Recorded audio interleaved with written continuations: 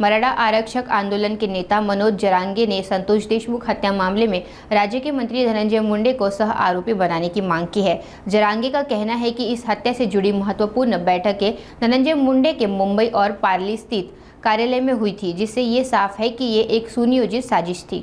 आपण त्याच वेळेस सांगत होतो आणि हे सत्य होतं। सत्य कधी झाकत नाही। शेवटी काय असतं माहिती आहे का, किती तुम्ही प्रयत्न केले तरी नीतीला काही गोष्टी मान्य नसतात। शेवटी त्यांनी कोणासाठी केलं त्या आरोपींनी, तर धनंजय मुंडेसाठी।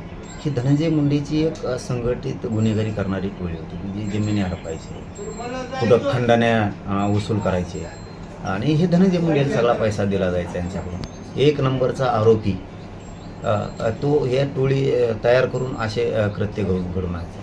शेवटी आज महाराष्ट्रातल्या जनतेसमोर सत्य बाहेर आलंच की यांनीच खून केलाय। याच्यात एक नंबरच्या आरोपीनेच त्या खंडणीसाठी खून करायला लावलाय, हे आता सिद्ध झालं। त्यांच्याच माणसानं सांगितलंय, आम्ही त्यावेळेस सांगत होतो। तर हे त्यांच्याच काही धनंजय मुंडेच्या टोळीला ही गोष्ट पटत नव्हती की ते सांगायचे की आमचाच माणूस चांगला आहे, म्हणजे खून करणारा माणूस कधी चांगला नसतो। तरी या धनंजय मुंडेंनी त्यांना मोर्चे काढायला लावले, रस्ता रोको आंदोलनं करायला लावले। मी माझा काही संबंध नसताना सुद्धा माझेसुद्धा फोटोला धनंजय मुंडेंनी चपला हाणायला लावल्या। म्हणजे शेवटी तुम्ही असं कितीही कृत्य केलं तरी नियतीला मान्य नसतं।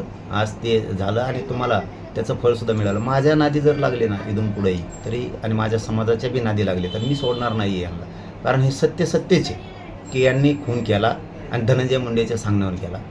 फक्त धनंजय मुंडे जाणून बुजून सरकारनं त्याला वाचवलेलं आहे, जाणून बुजून, काही गरज नसताना सरकारने, विशेष करून अजितदादा पवारांनी आणि फडणवीस साहेबांनी त्याला वाचवायला नाही पाहिजे। कारण त्यांनी इतकी क्रूर हत्या घडून आणली की अशी क्रूर हत्या या राज्यात कोणीच केली नव्हती। म्हणून त्याला पाठीशी घालू नका।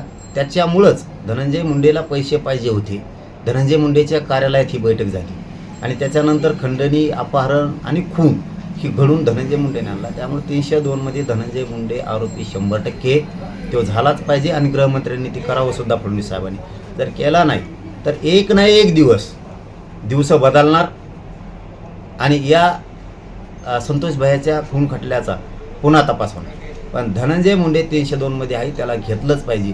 हे जे आरोपी आहेत यांनी जे आता कबुली दिली की खून आम्ही केला, अपहरण आम्हीच केलं, त्यांनी हेही सांगितलेलं असावं की धनंजय मुंडेच्या सांगण्यावरूनच आम्ही केले।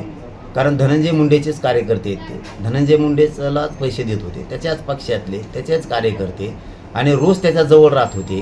त्याच्या बळाशिवाय, शक्तीशिवाय, त्यांनी पाठबळ दिल्याशिवाय यांच्यात धमक नाही। तो 100% 302 मध्ये आहे। सरकारी प्रतिनिधी या आंदोलनात घुसले सरकारचे आणि त्यांनी धनंजय मुंडेला वाचवलं। त्यांनी डोक्यावर पाप घेतलेलं आहे, याचा परिणाम आणि फळ त्यांनाही भोगावं लागणार।